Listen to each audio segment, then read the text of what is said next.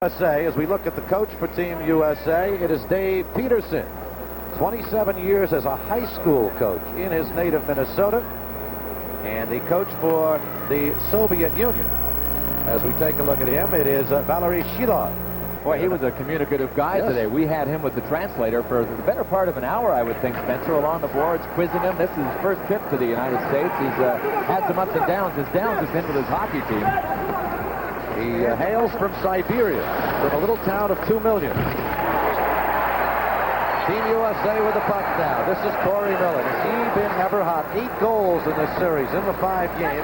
He has scored in 11 consecutive hockey games for Team USA. Peter Lavalette goes for 26. It's taken by Mikhailov. Mikhailov tries to clear it out. And here come the Soviets. It'll go the length of the ice. We'll get an icing call as Peter Lavalette will touch it down. Icing waved off, and Team USA will bring it out. Corey Miller. Blocked Donatelli, bad pass. Knocked down by Mikhailov, but shot in by Lavalette. Donatelli went for it. Soviets control. This is Vasilyev. We spoke about him earlier. Former member of the Soviet national team. An opportunity here for Andreev. The stick goes flying as Greg Brown lost his stick. It didn't break. He's able to pick it up, and Jeff Norton comes out with a puck. You know, we talked about Vasilyev not being with his line mate Zeben. We just found out that Gerasimov, his other line mate's not here either, so he's got 2 problems. We'll take a break. No score, first period. You know, one thing that's happened in this series, we've seen a couple of times, the fists have started flying after the U.S. bodies have kept hitting. And you wonder if some frustration factor might enter into play tonight. Well, believe it or not, the Soviet translator told me this morning that these players have maintained to her. They were told they were coming over here to play against American university teams. They had no idea. So I think some of them are feeling the frustration of perhaps feeling as if they've been set up a little bit. I don't know if that's quite the way to put it, but in effect, yes, I guess they would. And if we look at Greg Brown, who was a college teammate of Brian Leach's, real good young hockey player, second-round draft choice of Buffalo. Yeah, he is their youngest player, Team USA's youngest player. Leach is the second youngest player. I think they're only 5 days apart in age, and they will both turn 20 shortly after the Olympics. 19-year-olders with great careers ahead of them.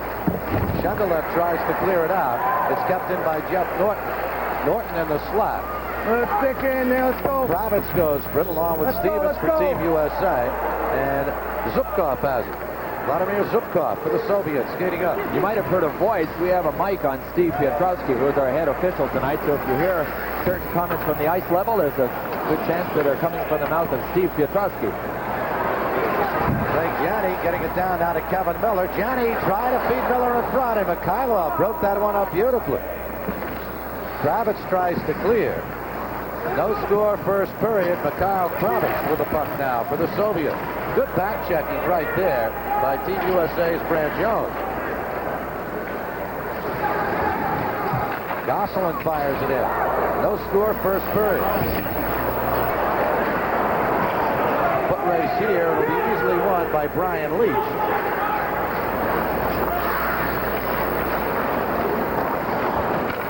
No score here in the first period.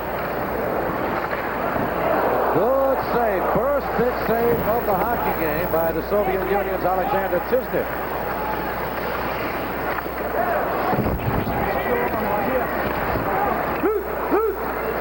Right out in front, an opportunity right there, but unable to get the stick down, and here come the Soviets. You know, that long shot by Team USA, you'd figure that they would try and test the Soviet goalies, or here's a chance for the Soviet Union. But the Soviet Union goaltending hasn't been strong. Team USA really knows that, to the point where some of the Soviet players are feeling that Team USA is mocking their goalies out on the ice. So they will probably, Team USA that is, shoot from all different places on the ice now that they know this is one of the Soviets' weaknesses. Goaltending certainly has been a big problem for the Soviet team. Sergei Tekliakov has it knocked away. Soviets is trying to get it out of the zone. Some good forechecking right there by Team USA Scott Pusko. Richter clears it along the boards. Lavalette ahead to McDonald. Scoreless game, first period. We have played nearly 5 minutes. Pusko. And unable to find the puck was Maslov. This is Young. Disney clears it aside. Zhukov, number 2 for the Soviets. McDonald tried to take it away. And out with it comes Sergei Zhukov. But he loses the puck to Steve Leach. Maslov goes for it. Here's McDonald out in front to Leach. Backhander save, rebound. Fusco couldn't put it home. Big opportunity here, but we remain 0-0. And we'll be right back after this message. Team USA's forechecking just about pays off early. Scott Fusco makes a nice feed in front and will try and get a rebound from a shovel shot right here. That's about the biggest test Chisnik has had so far in this game. Here's another look at it. A little shovel in front. Hardly any Soviet support back in there. A lot of times the Soviets try and force that transition from defense to offense, Spencer. They're all guilty of it. It doesn't matter what caliber of Soviet team you're playing against. The big national team that will be facing Team USA in the Olympics just executes it better than this team does. And we got a report from the Soviet Union today in the Izvestia tournament. Team Canada coming away with a 3-2 victory over the Soviets. This is Zhukov. And he winds it around. Lopchin could not control, and Team USA's Jeff Norton has it. And a shot in by Tony Granato, who has had a real good series against the Soviets. Zhukov goes for it along with Shendelev, number 6. This is Zhukov. Soviets just having trouble putting anything on resembling a rush. And if you're John Richter, Mike Richter standing down the other end of the ice, you want a shot if you're a goaltender. You want something to work with. You don't want to stand there for 15 minutes. Yeah, he wants a little bit of a warm-up. He doesn't want it too hot a warm-up, but a small one would be nice. They get an offside on Team USA. Let's go downstairs to Mike Eruzione.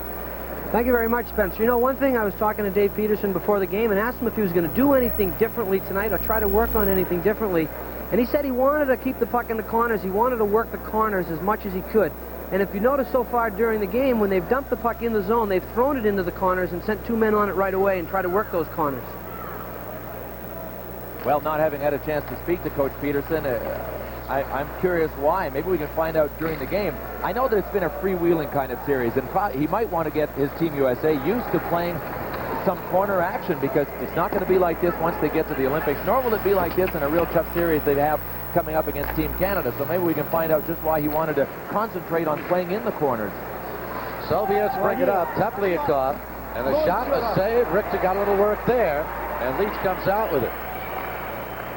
You think about that, Bill. At this point, with the overwhelming victories Team USA has had, in many respects, Dave Peterson maybe feels, well, they've learned enough from this team. Now it is getting back to basics and learning some other things. I don't think there's any question Team USA is ready to move on to some other competition. Here's a break. Here's Leach coming in. Puts it over to Gianni, and he couldn't keep the puck on his stick as the Soviets will come up. Vlasov to Tepliakov. Vlasov is alone in the slot. Knocked down. Vlasov fan on that pretty feed right out in front. And Team USA counterattacks. Gianni gets into the zone, but is knocked off the puck by Halazov. Peter Lavalette getting it over to Steve Young. Soviets control. Andrei Andreev. Zhukov back now for the Soviet select. No score, 12:30 remaining in the first period. Lavalette.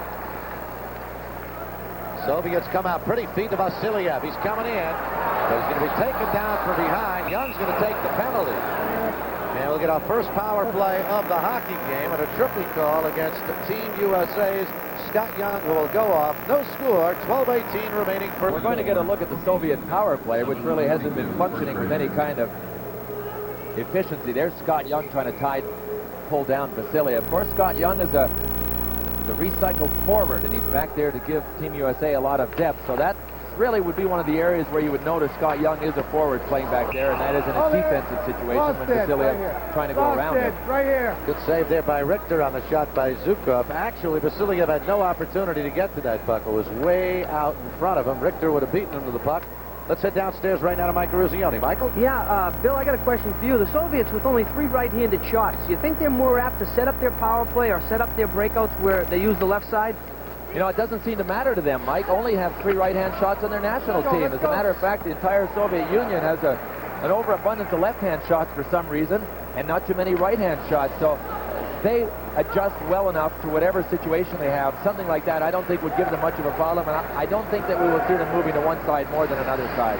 Here's Andreev with the puck now for the Soviets. To Vyacheslav Halazov, knocked down in front. Andreev goes for it. Maslov chases along with Team USA's Greg Brown, and the USA team cleared. Spencer Ross, Bill Clement, Mike Eruzione. The Freedom Sports Network. 11:35 remaining in the first period. No score as Sergei Zhukov comes forward for the Soviets. And a shot by Lavrov sails wide. He stopped it with a skate, tried to set it up, and fired it way wide. Vladimir Zhukov to Lavrov. Vyacheslav Lavrov comes in, fires the wrist shot, and scored. Little wrist shot. Richter deflected it. It went in. And the Soviets on the power play goal come up with a 1-0 lead. Well, I'm not sure if it was deflected, but it definitely crossed Mike Richter up. We can pretty well bet on a screen. Let's watch Richter and see how he reacts. He comes up. It's in tight. That's a tough spot to catch from, but he missed that by a couple of inches. It looked as if it even deflected in off his pants. Maybe it did drop. Here's a look at Lavrov crossing the blue line. I guess if you were going to look for a mistake on the play, it would be the USA defenseman backing in and giving Lavrov a chance to set him up at the screen. The Soviets are taught and trained to do that. If you get into within a good range, and that's a good range for a Soviet wrist shot, let it go. Let it rip with that screen in front of you. They do that better than anybody in the world. Use the screen. And they come up with a 1-0 lead. We'll take a break from Detroit. 1-0 Soviets. Team USA has fallen behind. Beautiful Joe Louis Arena. Let me tell you, they're packing this place this year. It's packing it this year for the Detroit Red Wings. They're packing it here tonight. Team USA has played to some great crowds on this the Soviet Select Tour. Soviets with a 1-0 lead. Brian Leach for Team USA, tied up by Lapshin, number 14. Clock on to Donatelli. Gives to Corey Miller. Miller ridden off the puck. Lapshin takes it away. Miller comes up at the end, puts it on in front. And the Soviets have it. Zhukov, number 7. Krishendalev, number 6. Granato with the intercept. Taken down is Donatelli. Lavrov after it now. Gosselin will try and keep it in. Zhukov tries to clear, and the Soviets do. Brian Leach trailed by Lapshin. 10:20 remaining first period. Soviets lead 1-0. A little bit of a pride factor here. This team has been blown out so often by this Team USA, and they want to show America they can play a little bit of hockey. Well, apparently they've been lectured as well, and in the last couple of nights at their team meals, they've been lectured and told that they will actually get a pay cut if they don't start doing something a little better, because they are paid more if they win. There's Peter Laviolette. Last time we were with you, which was 9 days ago from Cleveland, we were calling him Peter Laviolette. We find out that his family has 2 pronunciations, and I guess he goes more with Laviolette than Laviolette. So, Peter, we're not going to let you down. Let's call him Pete. Okay, Pete. What?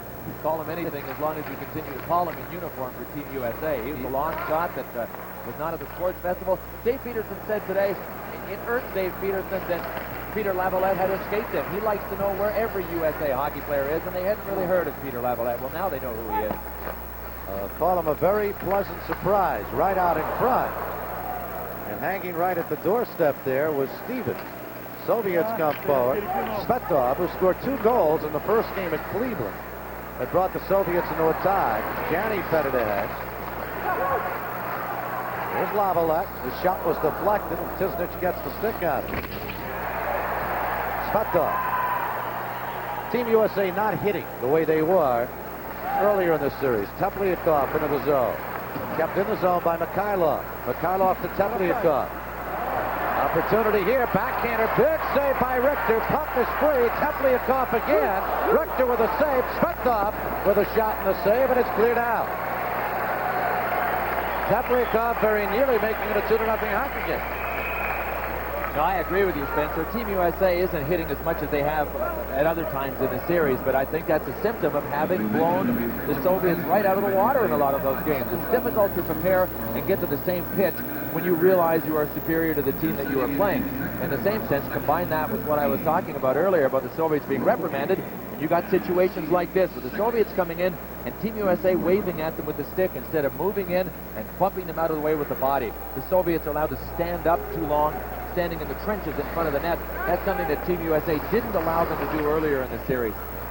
Here comes Kevin Miller now for Team USA. Right out in front, intended for Alan Bourbeau. Pass was just a little high, and he couldn't get the stick on it. Zukov, nice lead-out pass right there. Maslov drops for Vasiliev. Richter with a beauty. And the U.S. counterattack. Kevin Miller tried to skate in. Had it knocked off a stick by Zukov. Bourbeau to Norton, offside. Team USA, 8:17 remaining first period, 1-0, Soviet selects. Ruzioni, Joe Louis Arena, Detroit, Michigan. Team USA trailing 1-0 here in the first period, 8:12 remaining. Zukov taken to the boards by Lane McDonald. Steve Leach goes for it, knocked off by Lopchin. McDonald puts it in front. And the Soviets will move back out. Zubkov shoots it in. Vladimir Zubkov. Lavrov goes for it. Lane McDonald. Team USA. Some good forechecking here by the Soviets. A good stick check there. Lopchin comes forward. Has Gosselin to beat. And Lopchin taken out of the play and nicely. Leach. Well, it's tough to beat Guy Gosselin in the one-on-one situation. Dave Peterson said that he, along with Jim Johansson, here's an opportunity. Lopchin save by Richter. Peterson was talking about Gosselin, saying that Jim Johansson and Guy Gosselin have come probably farther as hockey players than anybody on his Team USA, and that was a great example of what Gosselin does best. In a defensive situation, very seldom gets beat, and he punishes whoever tries to go around him. Richter comes way out of his nets a little dangerously. Here's an opportunity. Donatelli is in. Drops it off for Millen. Score! No save. Save. What a save. What a save by Tisnich as Corey Millen, who has already scored 8 goals in this series, made the marvelous deke. And I still don't know how that gentleman came up with the puck. I'm not sure it didn't hit the post. I know one thing. Millen overcompensates on the shot. He can drive it in on a backhand, just pop it into the close side, but watch, he goes, there it is, right off the post. He just overcompensates. He's got the whole net, and he went back to the far side. Nice feed from Donatelli. My worry here was that Millen was going to try and find Donatelli on a back pass. He didn't. He simply just overcompensated for the wide open net. 1-0 Soviets. Will be right back after this message. Here you see the scoreboard, 1-0 Team USA trailing. Had a big opportunity there, but Corey Millen just a little too much on a wide open net. Lavalette giving to Young. Lavalette and Young teamed on defense. It's just kicked into the zone there by Lavalette. Zukov clears it out, and Young will have to start it up again. Steven, along with Zukov. It's Maslov, number 16 for the Soviets, and Halazov comes up with the puck. Team USA unable to keep it in. Lavalette. Young. Steven. Tom Chorsky, number 7 in the lineup for Team USA. He'd been suffering with a virus. Let's head downstairs to Michael Ruzioni. Michael? Well, Soviet Elite Hockey League. And they therefore are not Olympic class players and very openly admit that the U.S. players are stronger, that the U.S. has a much stronger team. Well, so far they've showed that, Spencer, so we'll find out throughout the night. Back to you. Okay, well, what did Kathy mean they don't talk much about hockey? What do they talk about? What's on their mind? They've been having a good time here. Yeah, too good a time. Yes, icing is the call. And the puck will come back down ice with 5 minutes and 35 seconds remaining. We look at Jeff Norton. Jeff Norton does not really get a lot of the plaudits, a lot of the newspaper columns, a lot of the publicity, a lot of other of these players who are playing for Team USA. But this is one good prospect. He's a third-round draft choice of the New York Islanders. Good, aggressive, tough kid. You bet. He's coming off 3 really outstanding years for Red Berenson at University of Michigan with the Wolverines. He's got great size for a defenseman. And I think he will make a great pro, but I think before that he's going to make a very steady Olympian. Red Berenson said the first day he walked on campus, he was a man. He didn't have to grow into being a man as a teenager. He was ready to roll. Here's Steve Leach. Fusco. 1-0 Soviets with 5:23 remaining in the first period. Fusco trying to keep it in. He succeeds. Leach goes after. Now McDonald in the corner. Mikhailov, number 18 for the Soviets, fighting for it. Fusco. And Tepliakov comes out with that. Svetov on the left. On the right side, he's got Vlasov, and a save is made by Richter. That was a good three-man rush that time by the Soviets. And Richter comes up strong with 4:59 remaining in this first period. Yeah, this has to be one of the best balanced games as far as going back and forth that these two teams have played. Here's Igor Vlasov. I guess the anecdote on Vlasov is he is the best English-speaking player. Spencer and I have both spoken to him on a number of occasions. Mike Richter far out of the net, cutting down the angle, but Vlasov was really eager to communicate with us and helped us with a lot of things, including pronunciations and where players played and all kinds of information. We tried to get him to go on camera, but he declined the offer. Setniet out in front. A big opportunity again for the Soviets. 1-0 Soviets, and let me tell you, they could have 3 on the board, but Team USA then could have 1. And as far as Team USA is concerned, it was not the great play by the goaltender. It was Corey Millen just overcompensating a bit on a shot. Vasiliev puts it out in front, and it's cleared aside by Young. Clark Donatelli comes forward, feeds to Tony Granato, number 21. This is Vasiliev. Donatelli going for it. Vasiliev, number 23. Sergei Zubkov. Richter's going to have to play it with Lapshin coming in. Soviets changing on the move. Steven, save, Tisnev. And Lavrov comes out with it. Yaroslav Lavrov to Lapshin. Lapshin taken to the boards by Norton. And Greg Brown has it with 3:45 remaining in the first period. Soviets elect lead 1-0. Norton. Brown dumps it in. Shendelov. And this is Norton. Brown. Johnny, yep, he was offside. No doubt about it. 3. Well, the Soviets pressing again. There's Tony Granato moving in to try and help out. He's playing a different position for him. He's in the right place at the right time there, but he's usually a centerman, and Dave Peterson has him on one of Scott Fusco's wings at certain times. Other times he's with Clark Donatelli and Corey Milne. He's really played with Milne more than anybody. Here's Gosselin shooting it in, and Tisnev holds on. 1-0 Soviets. Keep the puck moving. Keep the puck moving. Power play goal by Lavrov.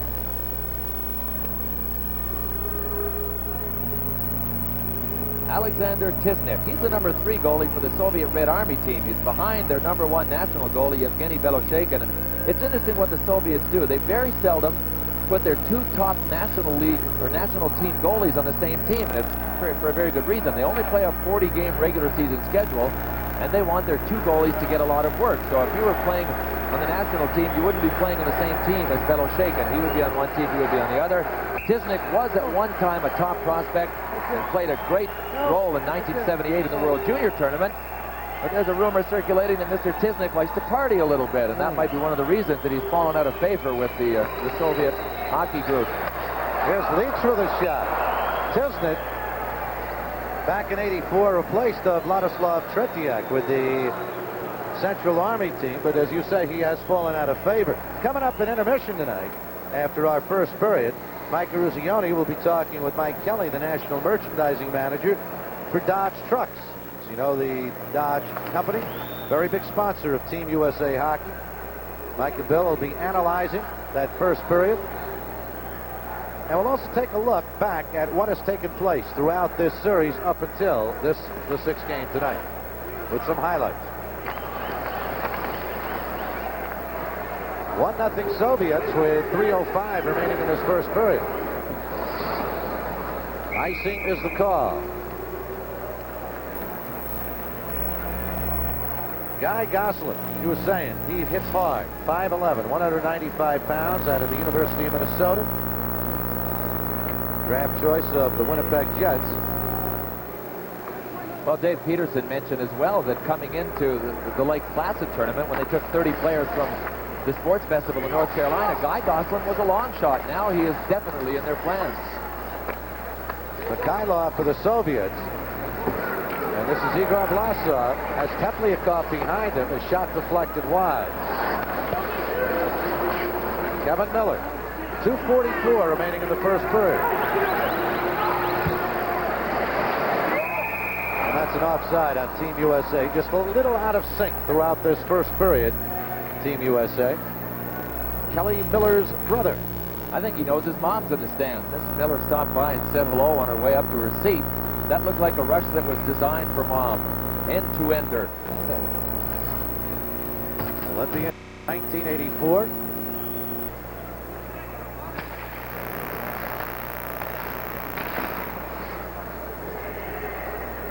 Trying to make the team for the first time. Scott Fusco and Corey Miller, the Team USA 1984 Olympian. Here's Vasiliev. Young goes for it. And Peter Lavalette back there. Soviets lead 1-0 as Lane McDonald shoots it out to center. The Soviet goal by Vyacheslav Lavrov and a power play at 8:45 from Mikhail Kravitz.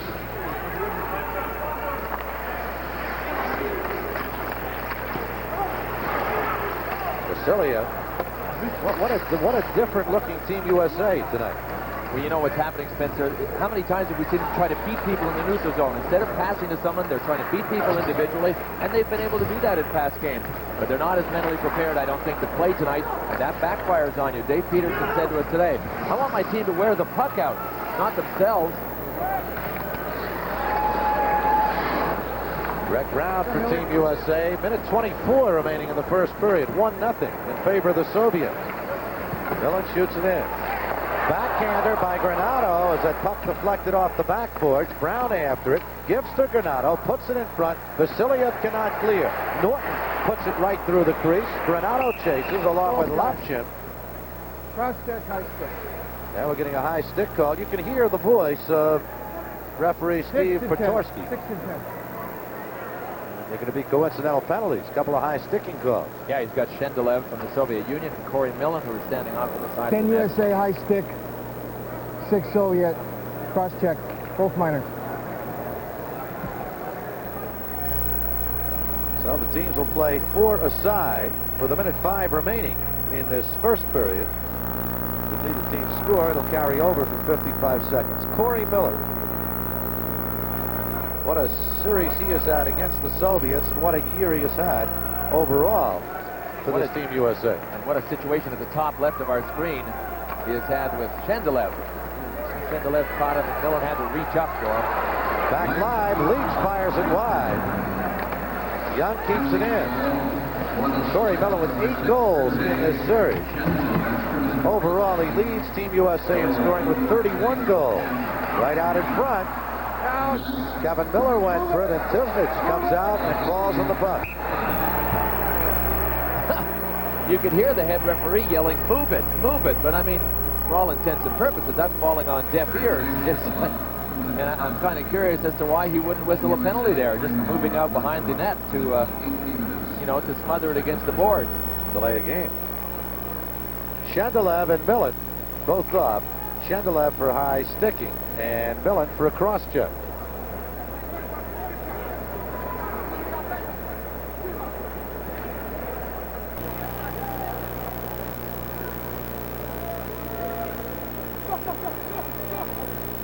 Vlasov will take this face-off for the Soviets against Kevin Miller. Spetov tripped down. Young, nice move. The shot is blocked by Spetov, and Igor Vlasov comes out with it, and it's cleared out by Mikhailov. 23 seconds remaining first period. Teams playing 4 aside as Yuri Gelik, number 14, steams forward. This is Galick. He's got a step on Leach. Fire, save, Richter, loose in front. Svetov will keep it in with 2 seconds. Nobody will get a shot off. That is it. First period ends. And a Soviet goal off the stick of Vyacheslav Lavrov from Mikhail Kravitz on a power play with Young off for hooking. The goal coming at 8:45. The Soviet Union leads it 1-0 after 1 period of play, and we'll get back. As they lead Team USA 1-0 after 1 period of play. It's been a great deal of excitement, a great deal of fun in the series that got underway in the Buckeye State a week and a half ago. He displayed about his team when he was talking about them. I think the team has proven a lot to him in this series against the Soviets. I think Dave Peterson as well is anxious to move on to the next plateau of competition now that they've proven what they wanted to prove. A big aspect of the game that Team USA wanted to test out against the Soviets is tempo. They didn't feel that a lot of their competition provided them with the tempo, the speed that things happen with at on the ice. And this Soviet select team has upped the tempo, and I think Dave Peterson honestly knows, and he admitted it today, they have one more level of tempo adjustment to make, and that's what they're going to concentrate on between now and February. As we look at the head coach of the Soviet selects, Valery Shilov, as we mentioned before, had an opportunity to talk with him with the aid of Kathy Zimmerman, the interpreter. Man who hails from you don't call it a little town. People think of Siberia as being out in the wilderness. We're talking about a town of 2 million people and a very, very big town, one of the great academic scientific areas of the Soviet Union. There's Kathy Zimmerman back there, and there's a discussion going on. That goaltender you see out there, number 19, is Sergei Cherkas. Well, you know, when I was down between periods, Tisnik was walking around without his equipment on. He had his pads off, he had his skates off, he was walking around in a pair of slippers. Well, you know that, remember that play on the Millen goal? Right. When he went down, he might have stretched something, might have pulled something. Now, he did have pretty full extension. Well, you know what? He was probably just moving around getting his equipment on because he was fully undressed down there. He just had his jersey on, walking around in his underwear underneath, walking around the hallway without a stitch of equipment. If I hadn't seen him getting his headshot done before the game, I wouldn't have recognized him.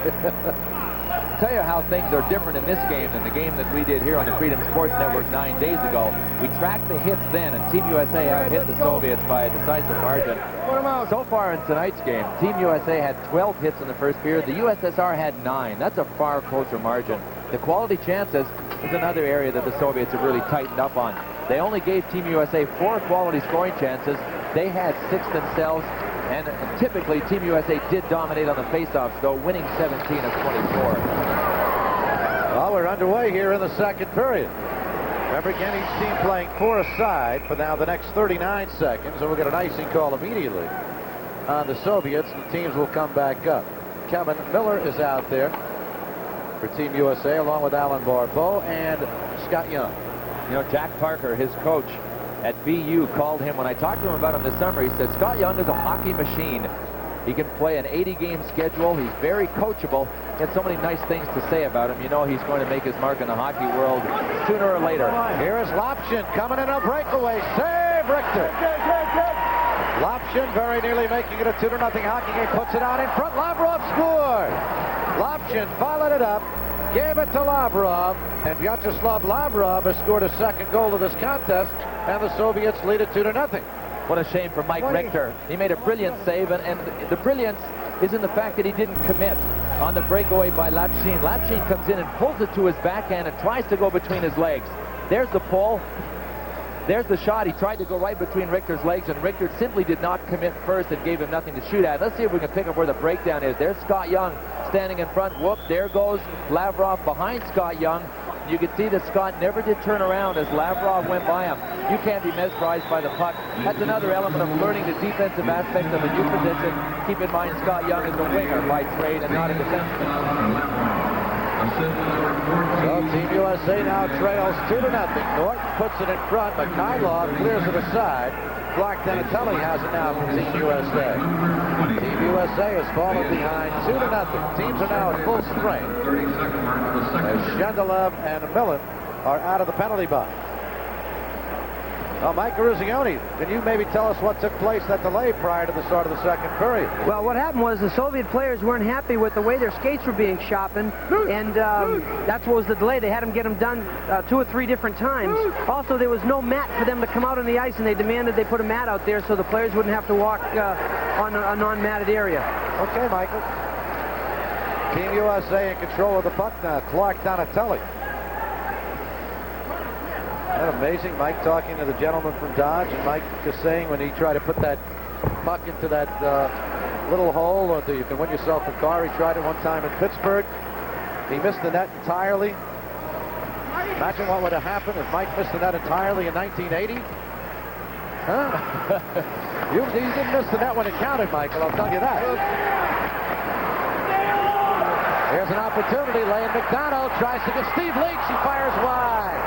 Another good opportunity for Team USA as Maslov clears it out. 2-on-2 rush. Vasiliev in a Team USA zone. Vasiliev pulls up, brings it back to the point. Halazov fires. Save Richter.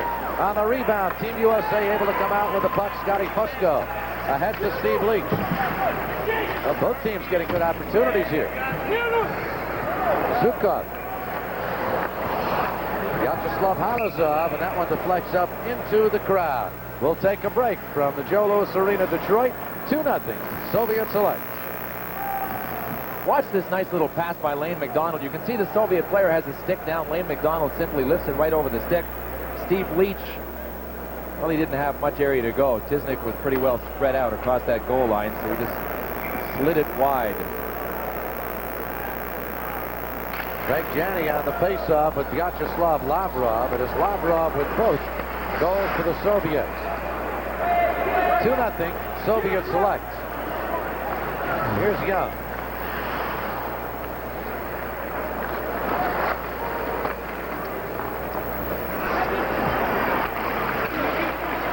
Lavalette try to feed it through.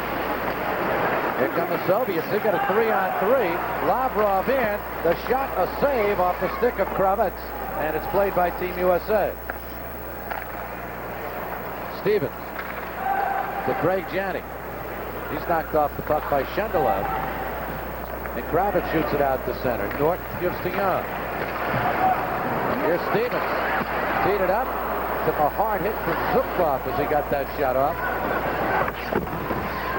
There's no doubt, no matter what the score might be at this stage, we are just not seeing the hitting that Team USA was doing earlier in the series. Bourbeau fires it wide. Oh, we got out in front. The goal has come off at support. Interference. And we're going to get a penalty here, an interference call. 6. And we'll take a break while the penalty is meted out. 2-0 Soviets. Will be back right after the... In for repairs, he was nicked. Now you're going to see an extra duty that an interpreter has to fulfill. See this lady on the right? That's Kathy Zimmerman. A perfect catch. She grabs 3 sticks as they're on their way down. She grimaces and says, "Am I getting paid for this too?"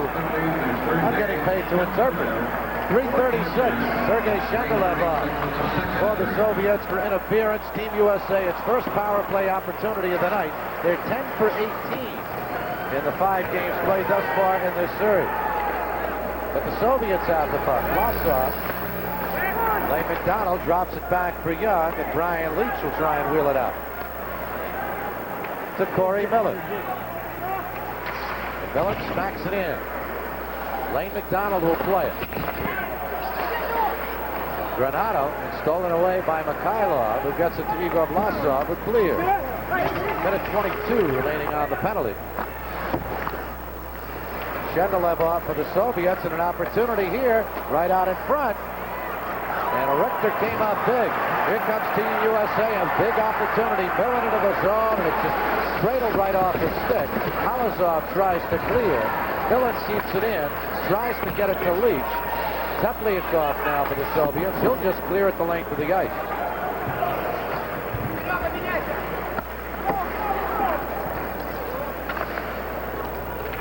Corey Millen goes for it. Team USA has kept the man hanging in that blue line, trying to move into the flow of the play. As soon as they begin moving up. Here's Leach trying to make the move, and a good stick check that time by Zukov. front. Janney scores!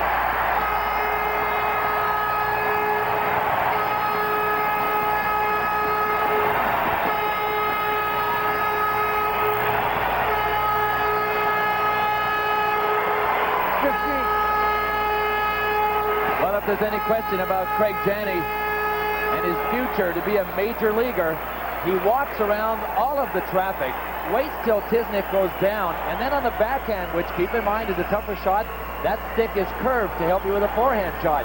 He misses his pass to Millen. Watch him look. Tisnick commits. You know, we talked tonight about committing. Richter hasn't committed. That time Tisnick went down to his knees. Easy pickings for Craig Janney. Now we've got a 2-1 hockey game. Team USA scoring on the power play. Here come the Soviets back quickly. Lavrov, who scored both Soviet goals, got the small Lavrov, number 20. And Alan Bourbeau comes forward. Gives to Kevin Miller. Miller tries to lead his way through, and it's taken right off the stick by Vladimir Zubkov. We'll get the scoring for you on that Team USA goal. Here's Greg Brown. Jeff Norton with him. Craig Janney is 19th from Steven. And 5-12, a power play goal to make it 2-1. For Janney, in this series, his third goal. 13:50 remaining in the second period. Lopchin gives to Lavrov. Lavrov returns to Lopchin, puts it in front. Nobody there except Guy Gosselin. And the American team moves forward now. Alan Bourbeau with it. Has Leach on his right, Leighton McDonald on his left. Played by Gosselin, fires, save, rebound, comes out for the Soviets. They move forward quickly. Lopchin coming in on the pass from Tupliakov, and a pretty check off the puck by Peter Lavalette, who just dove his body at it. Lavalette. That was a big league move right there. Vlasov tried to put it in the slot, and it's cleared out. Alexander Mikhailov for the Soviets. Team USA changing on the fly. Here's the intercept. Millen, and Tisnick came out and took the angle away from him. Pressure here by Team USA. Vlasov ahead now to Tepliakov. Svetov trailing him. Svetov going for the puck now, but it's intercepted by Clark Donatelli ahead to Corey Millen. Millen with Mikhailov in front of him. Millen gives to Granato. The shot is a save. Granato again on the rebound. And the Soviets will try and clear it out. Fierce pressure put on by Team USA. Yeah, it's obvious Team USA is starting to get the scent. And, you know, very often that mental preparation that is inadequate before a game falls in place. You get that speech from the coach between periods. You start to psych up yourself, and it's amazing. Teams are capable of turning it on as the game goes on. And Team USA appears to be doing that now. 2-1 Soviets. Will scoring opportunity by the Soviets. Watch the dive and the extension.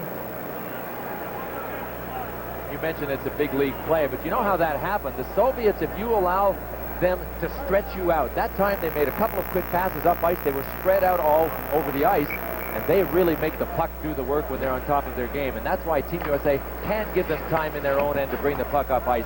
They make that transition from defense to offense and work that counterattack very well. Even this team, this isn't their national team. This is still a well-coached, disciplined team when they play like that. Here's an opportunity for Stevens to Chorsky in the save. Tom Chorsky had an opportunity right there. Another good save by Tisnick. Soviets will try and clear it out as Team USA continues the pressure. Halazar loses to Janney. Janney loses the puck now to Vasiliev. Vyacheslav Vasiliev tried to put it in front, and it's taken by Tom Chorsky. Chorsky drops it back to Steven. Ahead now to Leach. Brian Leach into the zone, drops for Janney, fires the wrister, save deflected wide. Janney out in front. Team USA continues to apply the pressure, and finally Tisnick holds on for dear life. Oh, what a chance Tom Chorsky had. And, you know, almost everybody does it. They have a chance to score. Here's a look at Janney's shot that went wide, and he got the puck after it. The best chance was by Chorsky before that when Tisnick was down. Here's a look at Brian Leach wheeling up ice.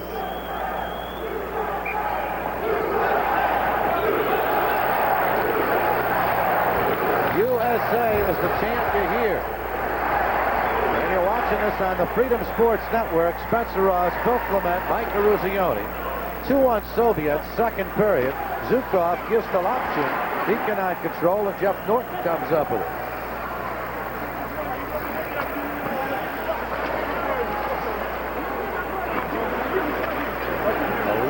Even. Opportunity here. Miller with a shot and a save, and the puck finally proves free, and play continued. Soviets on the attack. Lapshin with a fake, comes in alone, save, rebound, Kravitz, save, lies there, and finally Richter falls down again. Whoa! Excitement here. We'll take a break. We'll be back after this message. Let's go, take 22. Well, we got a bit of end-to-end action going for ourselves here. Team USA was broken up down in the Soviet zone. Here come the Soviets the other way. Here's Lapshin. He wound up and then looked up and found out he's got nobody else to beat except Richter. And Richter was there waiting for him.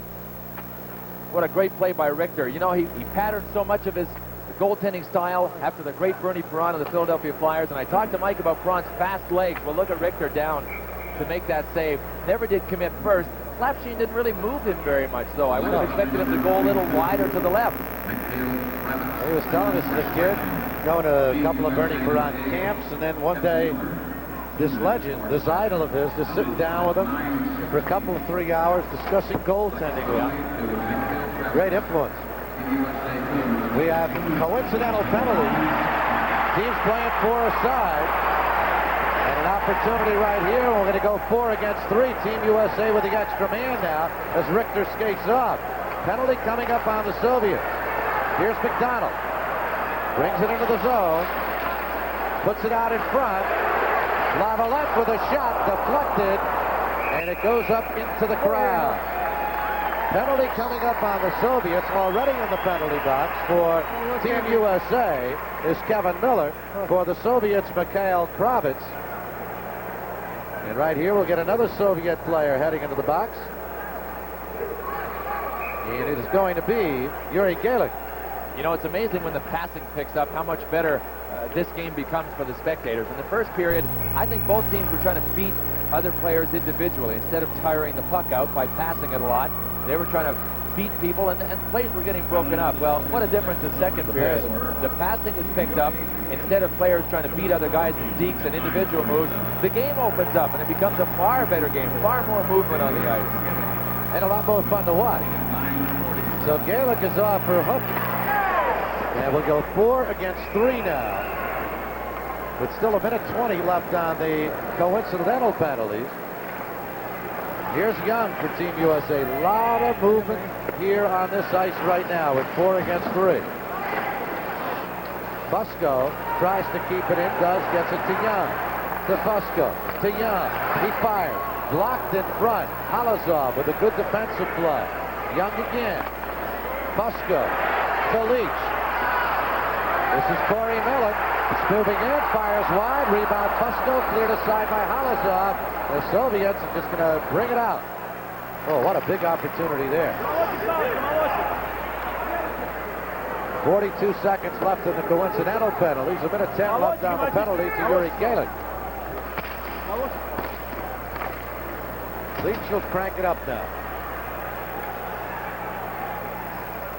To Corey Miller. Miller around Schendelet.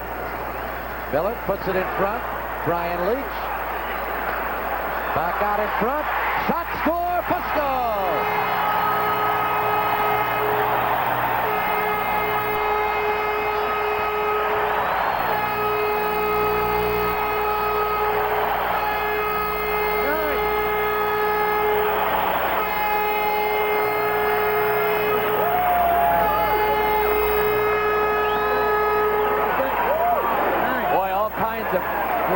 Maneuvers on this replay. Watch Leach here. Fakes the shot. The Soviet defender goes right down and is out of the play. He's struggling to get back into the play and does, but the deflection goes out to Scott Fusco.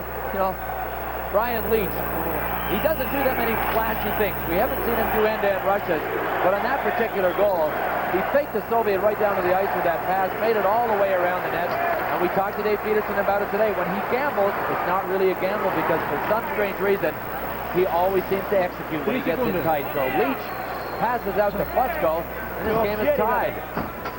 Tied at 2. Fusco coming up with a goal. Here's the intercept by Craig Janney. Janney who got the first goal, Fusco the second. Stevens comes after it now. Greg Brown now for Team USA, and the Soviets come forward. Lavrov, who has both the Soviet goals, tries to sneak through, and Jeff Norton just plays the body beautifully. Here's Brown now. Teams playing 5 against 5 now. Even strength. Lapshin to Kravitz, the backhand of the save. 2-2 hockey game. We'll take a break from the Joe Louis Arena. One more look at Scott Fusco's goal that tied this game up. We isolate Tisnik in goal. Boy, he committed one way and didn't even come close to it. Went right between his legs. Here's the chance at the other end. You can see number 6, Jeff Norton, doing a good job of riding Kravitz to that sharp angle to give Mike Richter as much of an angle as he can to just play the angles, which is what he does best. He stands up and is a real geometric buff out there. He knows his angles as well as any goalie that this Team USA could have drawn upon. And in that sense, he's drastically different from his partner, Chris Terreri. Galick fires a shot wide here for the Soviets. We're tied at 2. It's a completely different period as far as Team USA is concerned. But Team USA has had its share of breakdowns in this period, particularly defensively. Here's Chorsky, who had an opportunity earlier and a good save by Tisnich, and he holds on. Let's head downstairs to Mike Garuzioni. Michael? Well, thank you very much, Spencer. USA hung in there, and now their pace seems to have picked up. They look good. They look real good. Spencer, back to you. We'll come back down in a little while. Okay, you're my hero too, Mike. Big opportunity there for Team USA. And without a stick is Maslov. Soviets have the puck now. Vassiliev. Good forechecking as McDonald takes it away. Halazov goes for it. Steve Leach is after him. A lot of pressure being exerted by Team USA. Zukov tries to clear it. Can't get rid of the puck. Andreev, he got it out of the zone. It's an offside. Guy Goslin just did not keep it in. 6:59 remaining in the second period. As we look at Andrei Andreev of the Soviet Union, member of the Leningrad Army team, 28 years of age. When you consider the fact he's played 378 career matches, and they only play about 32 games a season, he's been playing maybe since about 16, 17 years of age. Yeah. You can see that his assist total was low. They only give 1 assist on goals in the Soviet Union. Mike Garuzioni, you down there? Yeah, Spencer, we were talking a little about Richard's involvement with this hockey team, and what's it like to be the honorary captain, and what are you doing? It is only the honor of my life. I mean, it's just an absolute... I grew up in Minnesota, the notion being that you can skate before you can walk in Minnesota. I wanted to be a hockey player of some kind. They're all my heroes, and to have been elected, this is like a little boy's dream come true for me, and I'm stoked. Okay, Spencer. Right out in front, Lapshin with a good opportunity there, and he fired it a bit wide. Richter may have gotten a piece of it. More pressure. Lavrov fires wide. It'll be kept in here by Zubkov. Jeff Norton after it with 6:22 remaining second period. We're tied at 2-2. Soviets keep the puck in. Lavrov, who's already scored twice, looking for the hat trick.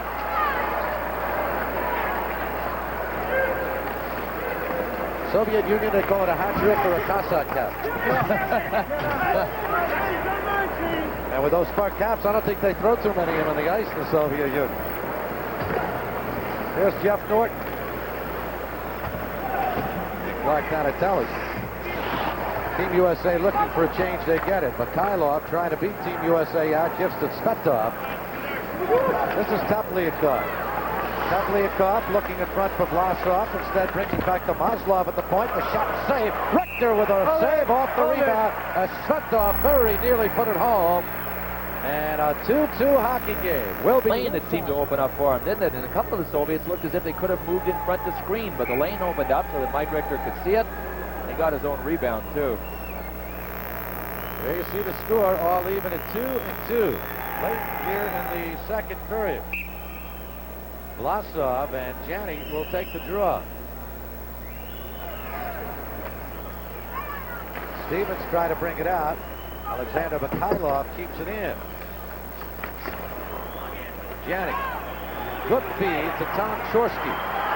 Has Lavalette on the left. Chorsky pulls up. Goes rink wide. Intercepted by Tepliakov. Ahead now to Svetov. Uh-oh. Chorsky got the stick up. It was inadvertent, but he got the stick up, and you could just see Svetov writhe in pain and go down. Well, there's very little question that that was accidental. Tom Chorsky just went over to see how he was. He comes across. Well, you can see the Soviets' left arm. It actually deflected Tom Chorsky's stick right up into his face. Watch the left arm of the Soviet player when Tom Chorsky gets a stick up here. There goes the left arm up. Just a little pop. Enough to pop Chorsky's stick right up into his own face. But Chorsky will go up. Well, it's something you played this game for a long time. Anything around the facial area, you just stop breathing for half a second, don't you, before you go down? Yeah, it's pretty tough. Obviously, when you get hit around the eyes, it's a little worse. The mouth is about the second worst place to get hit. I mean, you just get scared. You know, the most painful areas to get stitches, too, are in the eyelid and in the lips. And a lot of times, doctors won't even stitch you up in the lips. But those are the two areas that are the scariest and hurt the most. Power play opportunity here for the Soviets. They've scored on one of their power plays. Only their third in 26 opportunities in the series against Team USA. Chorsky for the high stick at 14:48. Andreev with a shot, and the save is made. Shots in the game, 22 for Team USA to 19 for the Soviets.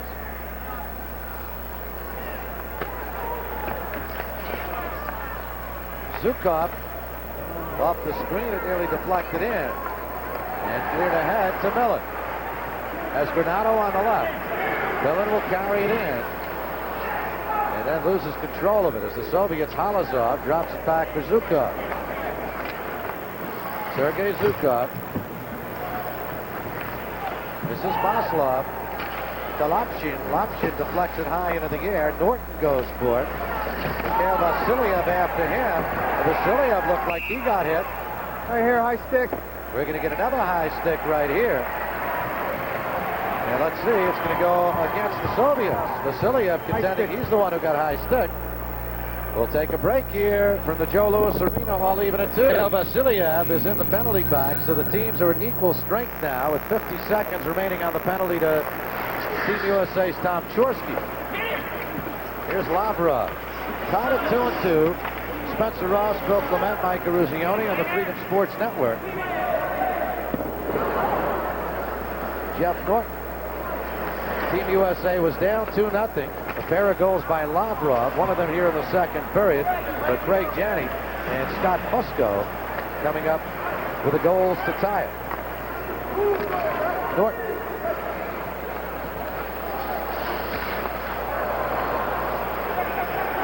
Brett Brown will keep it in. Deflects off the stick of Lavrov. Here's Brown in front. Pass just a little bit behind. He couldn't control it. Boy, when you pinch in like that, you got to get a good pass. The guy that's the passer really has to make sure he tapes it right to the defenseman's stick, because that's how those 2-on-1s and 2-on-nones happen. Here's Chorsky out of the penalty box. Team USA in the power play now for the next 55 seconds with Vasilyev in the penalty box. Mikhail Kravitz goes for it. Team USA able to keep it in. Chorsky just couldn't hold it down, and Leach unable to keep it in the zone. Corey Millen. To Fusco. It's Millen, Fusco, Stevens. Granado. Here's Millen. Just couldn't control it on a stick, and he fired it wide. Young has it. To Granado. Corey Millen. Leach fires wide. On the rebound, deflects behind the net. Let's go. Millen after it. 18 seconds left on the Team USA power play, and Young, when he drew the puck back, threw it back over the blue line. And linesman Roger Graff was right on that line to make the call. I'm calling the sticks. Scott Young, I think, was asking Brian Leach if it was out or not. There it is. Oh, it's tough to tell from that. You can see part of the puck coming out of the zone. I'll tell you, our linesman has a pretty good place to stand, though. Here, is this slow enough for the naked eye? You bet. So with 16 seconds left in Team USA's power play, it looks as if the Soviets have a good chance to kill it off. USA 2 for 2 on the power play, and prior to this penalty, 12 for 20 in this series. That's awesome. Brian Leach, you saw Leach carry it in. You know, he does things that you just take for granted and are marvelous. He did a pirouette right there and kept control of the puck without blinking an eye. How many guys can do that? I used to do it just when somebody hit me. Tony Bobby Orr used to do it too. Opportunity here, and it's finally cleared aside. Teams are now at equal strength. Here's Leach. Out in front, Bourbeau. What a feed by Leach and Bourbeau. The save made by Tisnich. Soviets will try and get it out. Gaelic intercepted by Clark. Donatelli out in front to Steve Leach. Deflected one. Penalty coming up. Out in front, the backhanded by Bourbeau. Tisnich covers up. Team USA will go on another power play. Soviet 4. Not too much question about this one. Gaelic, it's either Bourbeau or Donatelli that he completely bowls over in front of the net from behind. He comes to him. It might have even been called a cross-check. He could have called it anything he wanted to. He did call it interference, and it was Yuri Gaelic, number 4 of the Soviet Union. Interference. If we see it, it'll be at the bottom right. Oh, there's Steve Leach, 28. And Gaelic just ran over him. He did get his stick down, but he had a great head of steam on before he ran Steve Leach from behind. Boom, boom. That's a little better speed to try and give us an idea what happened. Kind of a shock, too, when you get hit from behind. You know, when you don't see it coming, those are the dangerous hits. You get a lot of whiplash results from hits like that, and, you know, it comes on you real fast. Power play opportunity for Team USA. They scored on one in this period to make them 11 for 19. There's a shot. Score! Young puts it home. We're tied at 2. 3-2 Team USA. 1-4. I think Scott Fusco might have gotten a piece of this one, Spencer, but Scott Young makes the perfect shot from back here, right along the ice, very deflectable. And it certainly fooled Tisnich to the point that I think someone did deflect it in front. Watch Scott Fusco on the left of your screen. He's almost completely tied up, but not enough. You could see it just deflect off the heel of his stick with the Soviet wrapped all around him on a great assist from Scott Young. That had to go to Fusco. We'll check it. Here's Chorsky. Nevertheless, Team USA leads. Chorsky will get another penalty. Another penalty coming up on the Soviets. Goals off his scoring. Get out of here. Get out of here. Shut up. Shoot. A minute 3 left in the second period. Penalty this time around is holding. Well, this is the chance for Team USA to really get the Soviet players thinking about going back home, and a lot of them are just about ready to. Chorsky is the fastest skater on this Team USA team. That's what he has to do to really be valuable, because when you turn on that speed and go wide, well, he gave him no choice. He got under him and was just coming up to beat him cleanly. And Zukov really didn't have much choice. He could either let him go in all alone or drag him down. Sergei Zukov, member of the Leningrad Army team, will go off the ice for holding in 1857. Young on that goal from Granato. They give credit to Young. But we'll wait till after the period to see if Team USA tries to get a change in that one. Here is Granato to Young. Brian Leach. Good feed to Granato. Back to Young. Fusco. Move it! Zukov goes after him. Corey Millen has it. Gives it back to Scott Fusco. To Millen. 35 seconds left in the period. Millen, 3-2 Team USA. Fusco back to Millen. Puck is loose. Puck is controlled by the Soviet. But Leach is able to keep it in. And finally it's cleared out into the neutral zone. Here's Young. 20 seconds left in the period. To Millen. Millen to Granato. He cannot control. Granato again. 13 seconds left. Young score!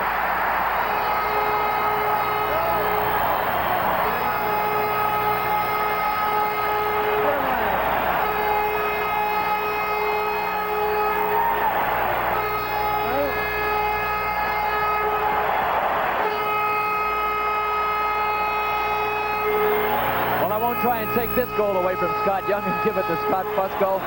Good feed by Tony Granato. And Scott Young had sagged into that far side. He's a point man. He's back on the blue line, but he moved around as the play dictated. There was an opening over there, so he just drifted in to get the shot away.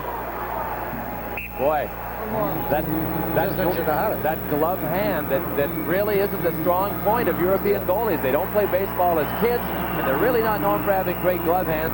Scott Young did a great job anyway and got a good shot on net. That might be enough to open the floodgates now and let Team USA simply walk away with this. Young's second of the night.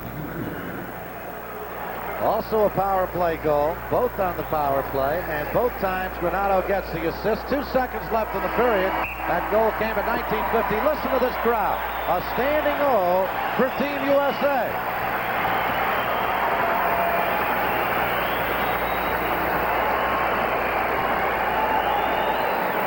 And Gardner Maine, member of Team USA, Eric Weinrich. Eric, happy holidays to you and all your teammates on this Team USA team. Coach Dave Peterson, they're anxiously awaiting your return. Eric coming down with a case of mononucleosis. Had to leave the team after last Thursday's night's game in Cleveland. Young man who plays hockey for the University of Maine and has earned a spot in this club. And they're all anxiously awaiting your return, Eric. Happy holidays to you. Corey Millen for Team USA. With the Americans leading by a score of 4-2. Kevin Miller cannot control it, and it's played down by Mikhail Kravitz. Kravitz feeds ahead to Lavrov, who has scored both of the Soviet goals. 4-2, Team USA. Greg Brown back behind his own net. The 19-year-older from Southborough, Moyon, Massachusetts. This is Gosselin. Chorsky able to keep it in. Here's Chorsky. What a move. And he tried to bring it back to the point, instead put it on the stick of Mikhail Kravitz. Icing is the call. The scoring summary in that second period. Team USA was down 1-0. Lavrov made it a 2-0 score on the assist by Lapchin. And then the U.S. went on the move. Craig Janney is 19th, third in this tournament from Stevens, and Scotty Fusco is fifth in this tournament from Leach and Millen. Young is first from Granato. Young is second from Granato. All of them were power play goals. That makes it 14 out of 22, the power play total for Team USA. And you know, Spencer, I really think that is going to be such a key ingredient at the Olympics in Calgary. If Team USA, and they won't get that many power play opportunities, but if they can capitalize on them and get steady goaltending, those will be big pluses. Dave Peterson has to be really thrilled with the way his team has executed the power play against the Soviets. And also has to be thrilled with the way they have kept the Soviets off the board. Norton's shot out in front. Mikhailov has it now for the Soviet select.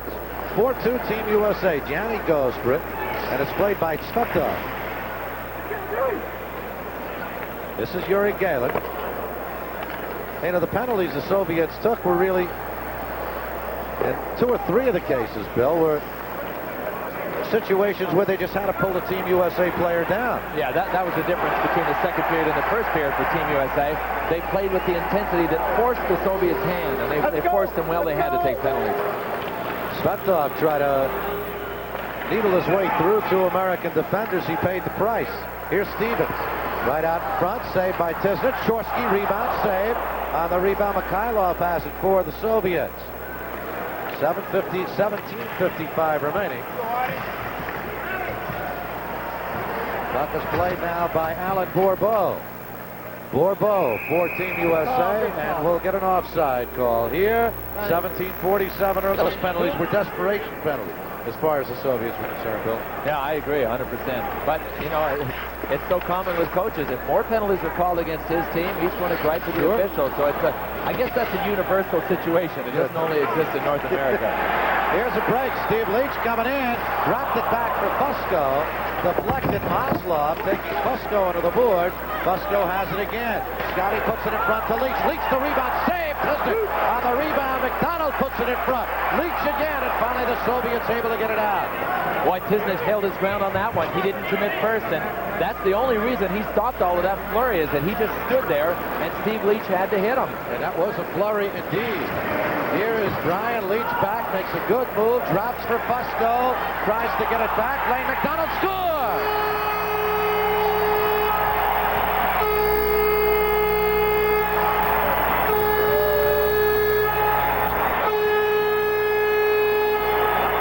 Take him any way you can get him.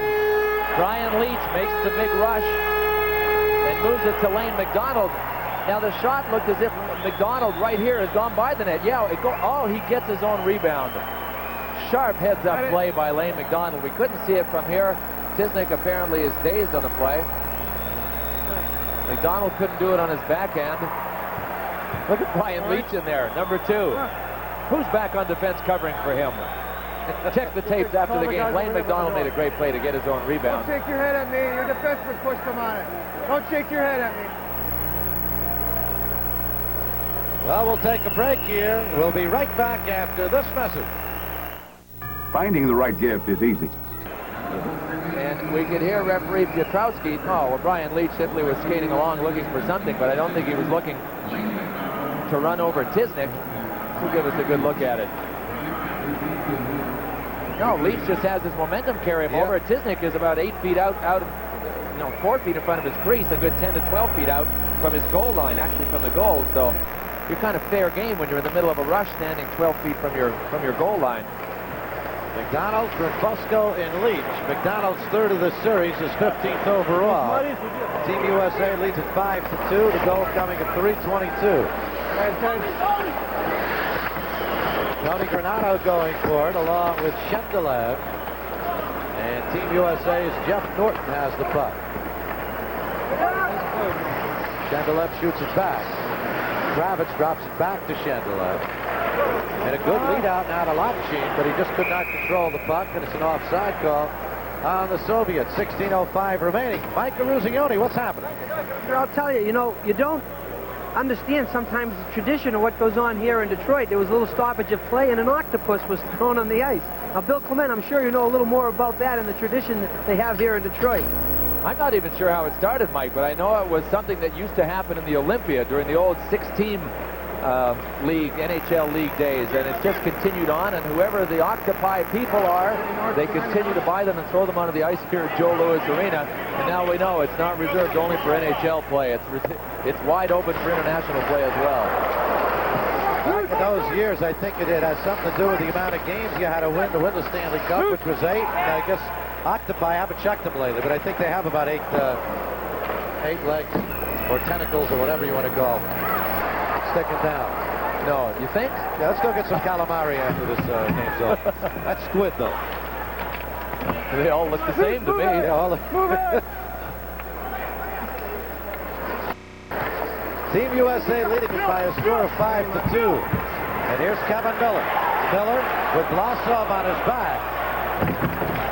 Finally being ridden out of the play. There's no doubt Team USA has just taken command here. Svetov dumps it back to center. Jeff Norton with it. Stick goes flying. Opportunity. Teplyakov.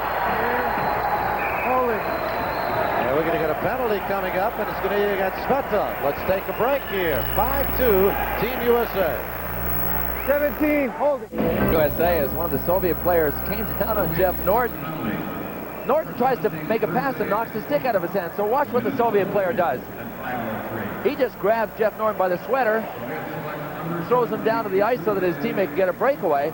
And interestingly enough, Halasov, number 5 of the Soviet Union, just openly mocked referee Piotrowski after that, skated right up to him, was clapping the stick on the ice saying, "Nice call," mocking him sarcastically, as if to say, what a terrible call. How could you not call that? That was an obvious call. Svetov goes off. 2 minutes, they call it holding at 5:03. Team USA with a 5-2 lead.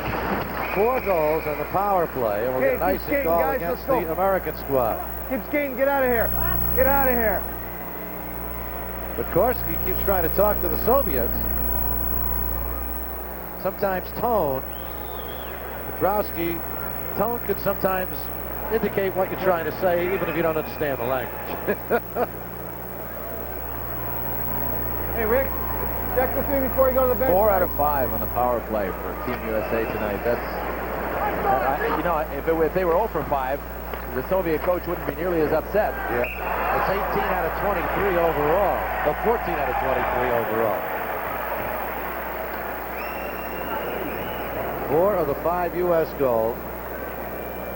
Mike Eruzione standing by. Michael? Yeah, Spencer, it's interesting. You know, 4 of their 5 goals in the power play, but yet between periods, he had the power play unit looking at the video of the previous power plays, and they may make some adjustments. I don't know what kind of adjustments he's going to want to make. They were successful, and they have been successful on the power play. Well, Mike, he's just disappointed they're not 5 for 5. Let's face it, there is a little bit of room for improvement there, albeit very small.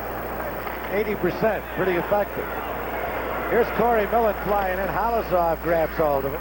Granato goes for it. Granato has the puck. To Young. Good feed to Pusko. Put it through. Millen couldn't get the stick down. Granato. Millen. To Granato again. Granato with a shot. Pusko the rebound. And Tiznish hold on. I'm sure Scotty Pusko was in a quandary. He was so alone in front of Tiznick. Yeah. But if he yells for the puck, he alerts all of the Soviet defenders that are in front of him. Look at Pusko. And I would bet that he didn't yell, because if he yells, he's got a couple of Soviets turning around. If his Team USA players had seen him earlier, if Millen or Granato had seen him earlier, look at the time he has. Yeah. And that's one of those spots where if you yell, you kind of let everybody know, the bad guys and the good guys, that you're there. Scott Pusko, who has a goal tonight, graduate of Harvard. He's also leading Team USA in stitches in this series. You can't get a very good look at it there, but this morning he had 4 stitches from a cut that he received earlier in this tournament, at least in this series, and he got nicked again tonight and went in for more stitches. Team USA will chase.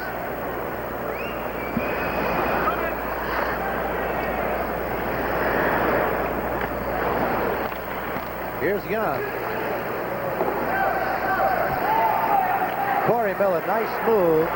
Right out in front. Granato, pass too high for him. Pusko keeps it in. Millen goes after it.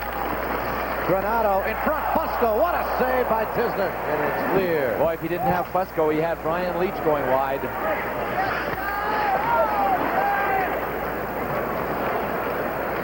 13-18 remaining. 20 seconds remaining on the power play for Team USA. Perhaps one more rush. Looks like they will not get it now. Mikhailov knocked away from him. And here is Pusko. Kravitz takes him down. And hard. Granato. Teams are at equal strength now. Out of the penalty box. Svetov. The shot sails wide. Off the stick of Granato. Pusko will keep it in. Pusko to Granato. Tony Granato gives to Brown. His shot is blocked in front. Mikhail Kravitz. This is a 3-on-2 for the Soviets. Ahead to Lavrov. And Lavrov unable to come up with it at the blue line as Jeff Norton was right with him. Now that one Piotrowski might have called. Yeah, I was thinking the same thing. Could have been. Shorsky. Janney is taken down. And Mikhail Kravitz shoots it out to center. Brown and Lapshin go for it. And Vyacheslav Lavrov, number 20 for the Soviets. He has both the Soviet goals, Lavrov. Soviets led this game 2-0. And Team USA went to work. 4 goals in the second period for a 4-2 lead, all on the power play.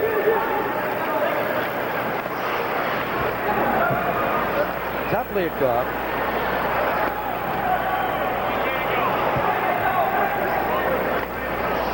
Play continues with 11:47 remaining. Halazov with the puck. That's taken away by Peter Lavalette. This is Goslin.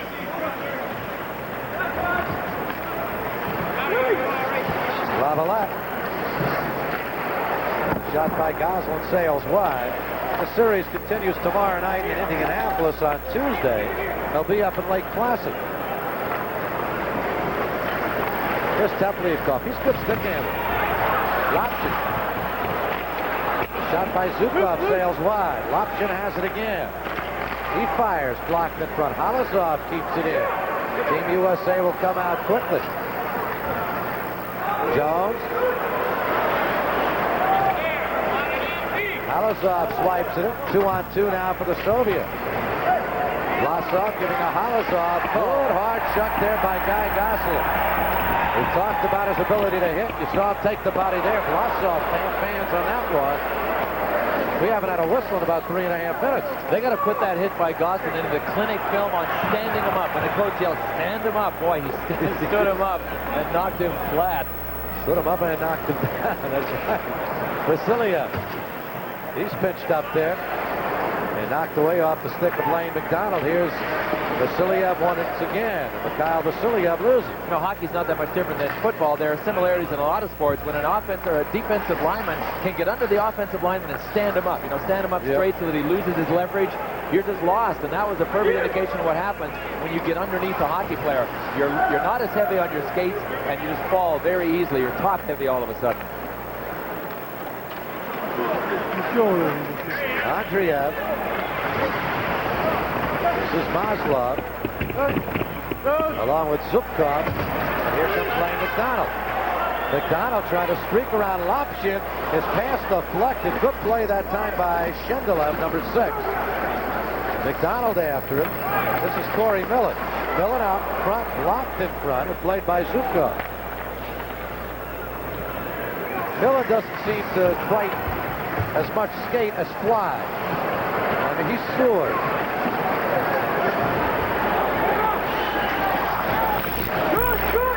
Play on, says the linesman. Gala cannot clear. Miller tried to send it out front, but it's taken away from him by Mikhailov. And here's Mikhail Kravitz. Kravitz dropping for Lavrov. His shot is blocked by Leach. Stick on the ice as Team USA comes out with it. Miller feeds it ahead. And we get some tempers flaring here as Lavrov comes into the zone. Let's take a break. 5-2 Team USA back after the... Here's the shot that's going to make the clinic. Guy Gosselin hits him up high and stands him up. And all of a sudden you become a bowling pin when you get hit high and you're not ready for it. 8:40 remaining. Kaplinkov. Stick handles in, has it knocked away. Galick after, gives to Mikhailov. Penalty coming up. It's going to go against Team USA. Power play coming up. 5-2. Team USA leading it. Tommy's been bothered with a virus infection. He's only played one game in this series. You said perhaps the fastest player on this Team USA squad. Oh, he is. Jack Blatherwick, one of the assistant coaches, tests Team USA players. As a matter of fact, he's one of the fastest players that Blatherwick has ever tested, and it would stand to reason that he was the first-round draft choice a couple of years ago of none other than the Montreal Canadiens. That the Montreal Canadiens equal speed. Yep. Here's Svetov. Teplinkov. Peter Lavalette after him. It gets by Vlasov. Mikhailov will try and keep it in. He is able to do so, but puts it on the stick of Gosselin, who clears. You know, we have mentioned that this is primarily the Leningrad Army team. There is a hockey oddity in Leningrad. There is a Montreal Canadian fan club there. With 24 members. There are 8 members in other cities, and they keep up with the NHL by going to the hotels where visitors from other countries, where foreigners stay, and buying the Boston Globe and the Toronto Globe and Mail, and that's how they keep up with their Montreal Canadiens. Here's Andreev in front, and Maslov unable to connect. Zukov blocked nicely. Lane McDonald cleared. Good play by Lane McDonald. 7:22 remaining in this third period. Team USA down at 1 point, 2-0. Leads it 5-2. Halazov fires it in high off the glass. And it's cleared back. Bisnet shoots it out to center. And Norton has it. 28 seconds left on the power play, and it's been virtually a powerless power play. As Team USA clears, and Sviatoslav Halazov has it now for the Soviets. This is Maslov. He lost it. Granato has it. Try to slide it through to Corey Millen. Taken back by Halazov. And here's Vasiliev. Kyle Vasiliev. Up at his feet and out of the penalty box is Tom Chorsky. Team USA killed that off easily. Here's Vasiliev with a wrist shot. Saved by Richter. Will hold on. 6:25 remaining. We'll take a break here in Joe Louis Arena with 6:25 remaining. We'll be right back after the... Spencer Ross, Bill Clement, Mike Eruzione, 6:25 remaining. You know, you're talking about hockey in the Soviet Union. You see Team USA leading by a score of 5-2. Of course, there's not as much fighting in European hockey, but the penalties, as we look at Mike Richter in goal for Team USA, there's some pretty severe penalties, particularly if you get on a referee in the Soviet Union. Yeah, it's a little different. Instead of just a 2-minute unsportsmanlike conduct for swearing at the referee, it's an unbelievable 15-game suspension in the Soviet Union if you swear at one of the officials. Now that will clamp down. Won't it intend to make... You better believe it. Yeah. Whoops, that goal comes off the mooring. Again, now what happens if you cuss the second time?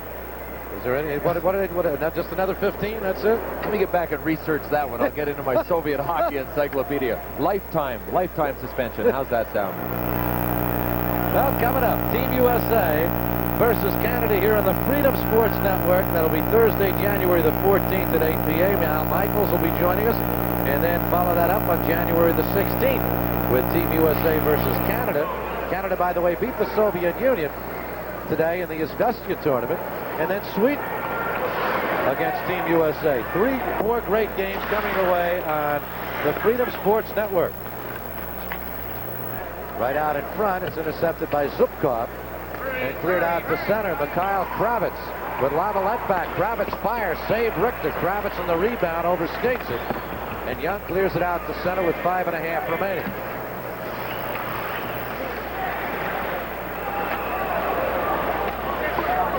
Interesting thing as the puck goes up into the crowd.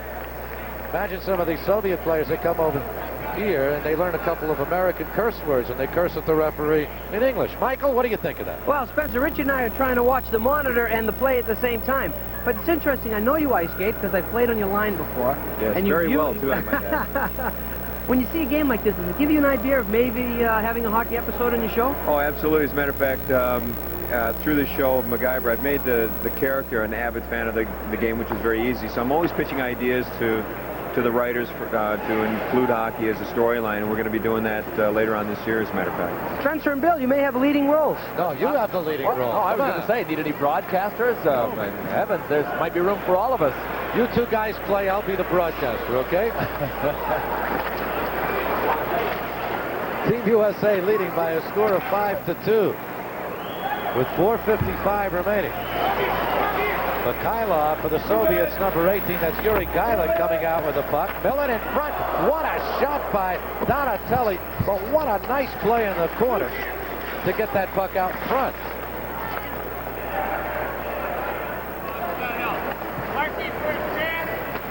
It's been all Team USA since midway in the second period. Tepliakov loses control. Brad Jones comes forward and fires. Saved by Tisner. Soviets changing on the fly.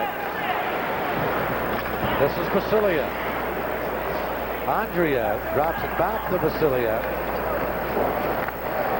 Feeds ahead to Maslov. Vasiliev cranks up ahead of steam and gives to Andreev, who fires wide. Vyacheslav Halazov able to keep it in. He shoots wide with 4 minutes even remaining in this third period. Maslov with the puck. Halazov fires, glove save, and a beauty. Oh, going high with that left arm. Michael Richter to pull it down. You know, something that was in Mike's favor here is that he had a look at it, not quite all the way, but after it got by that screen that was about 3 feet in front of the Soviet shooter, good save. He's such a solid goaltender. He really doesn't have a weakness. Plays his angles well, has quick feet, stands up, lets the shooter hit him, has a good glove. Boy, is he strong. All of these kids, I mean, the game has changed so much. The athletes are so superior. They all look like weightlifters. They all train year-round. Great athletes. Well, you can take a look at Mike. You can see Mike's pumped a little iron in his stuff. Oh, you bet. He is built. He is a draft choice of the New York Rangers. Cleared out the center. Here's Corey Millen for Team USA. Millen trying to put it in front. Maslov taking down Granado. Young, save made. Young with 2 goals tonight, coming close to a hat trick right there. Vasiliev with the puck. Vyacheslav Halazar. Here is Mikhail Vasiliev. Giving to Lavrov. Lapchin. Vasiliev just could not control that bouncing puck. 3:05 remaining. 19,306 on hand tonight to see this hockey match and help support A-House and Team USA. Here's Lapchin. The shot by Lavrov, and it's cleared out by Tony Granato. That'll go as an icing against Team USA. To my imagination, or has Lavrov not been off the ice tonight? These were playing a lot. 2:39 remaining. Team USA leading it by a score of 5-2. Back here with 2 minutes 39 seconds remaining. 30 seconds. Timeout called. Team USA fell behind in this contest 2-0.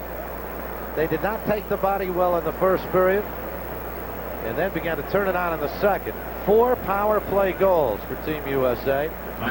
Gianni Fusco and Young twice, and then Lane McDonald with a goal to make it 5-2. Look at the breakdown of these kids from where they come. Pretty interesting, Massachusetts. You know what's interesting to me is that the 3 goalies are from kind of out of the way hockey states. One's from Illinois, one's from California, one's from Pennsylvania. So they're from, or at least Rhode Island. Terreri's from Rhode Island, and Mike Richter is from Pennsylvania. John Blue is a California native, so that gives you an idea where they're from.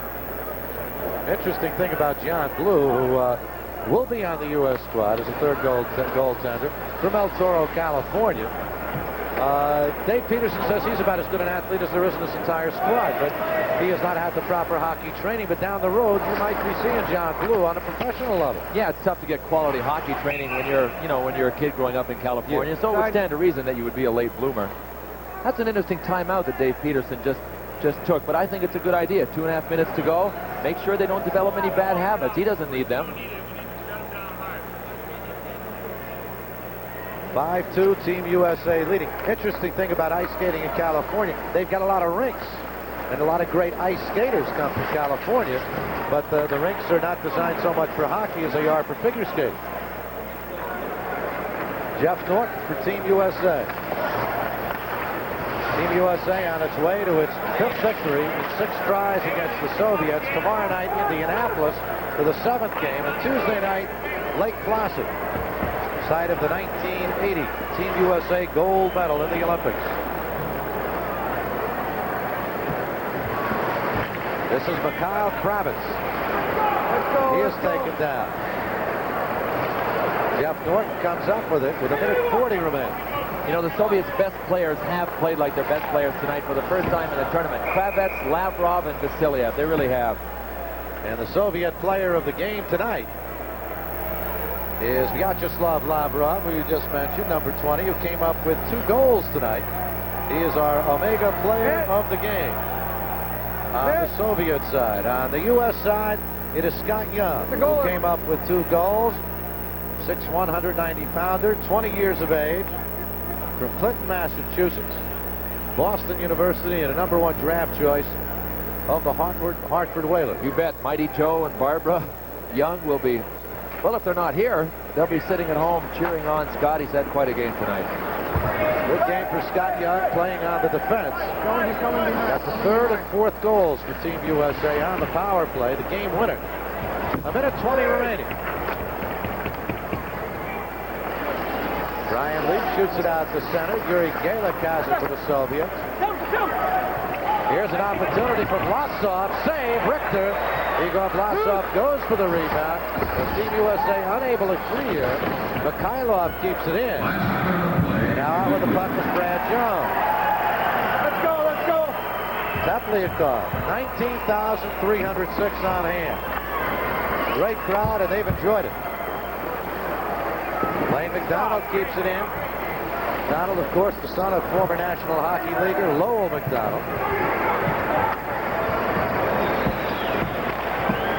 Final second. Peter Lavalette to Young. Lavalette. Andreev wheels it back to Maslov. Nikolai Maslov. Zukov shoots it out. 10 seconds to go. That'll do it. Listen to this crowd. A lot of the folks have left, but they count it down.